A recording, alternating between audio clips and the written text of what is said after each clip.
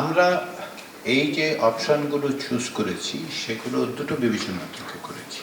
একটা হচ্ছে ঐতিহাসিকভাবে বাংলাদেশে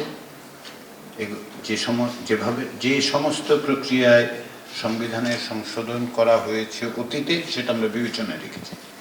পাশাপাশি রাজনৈতিক দলগুলোর পক্ষ থেকে এবং নাগরিক সমাজের পক্ষ থেকে যে সমস্ত প্রস্তাব আমাদের সামনে দেয়া হয়েছে, সেটা সংবিধান সংস্কার কমিশনের ক্ষেত্রে অধিকাংশ ক্ষেত্রে এসছে, সেখানে এর বাইরেও এসছে, সেগুলোকে আমরা সন্নিবেশিত করার চেষ্টা করেছি। অধ্যাদেশের মাধ্যমে সংবিধান সংস্কার করা যায়, এটা বাংলাদেশে হয়েছে।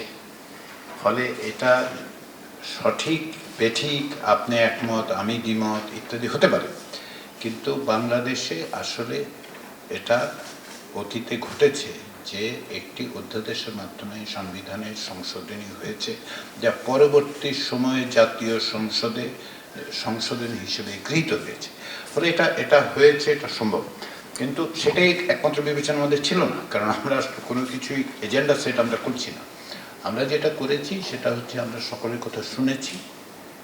রাজনীতিতে যে সমস্ত অপশনগুলো আলোচিত হচ্ছে, বিভিন্ন শক্তি বিভিন্ন দল বলছেন তো এভাবে হতে পারে, ওভাবে হতে পারে, এভাবে না হতে পারে, প্রত্যেকেরই মত আছে। আমরা সেগুলোর মধ্যে থেকে এই বিকল্পগুলো রাজনৈতিক দলগুলোর সামনে হাজির করেছি। এখন ওনারা বলুন যে কোনটা পছন্দ করেন। সকলেই অকস্মাৎ একমত হবেন। আবারও বলি, আমি মাঝে মধ্যে স্বপ্ন দেখি যে হবেন, হয়তো একদিন সকাল উঠে আমি অফিসে এসে শুনবো যে সকলে পাঠিয়ে দিয়েছেন এবং সবাই সব বিষয়ে একমত হয়েছে।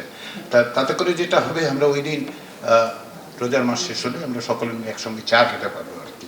তো যাই হোক, কিন্তু এই অপশানগুলো অনেক সিরিয়াস নোট, এই অপশানগুলো হচ্ছে এখন বাংলাদেশের রাজনীতিতে রাজনৈতিক দল এবং শক্তিগুলো যে সমস্ত বিকল্পের কথা বিভিন্নভাবে বলছেন, আমরা সেগুলো সন্নিবেশিত করেছি মাত্র।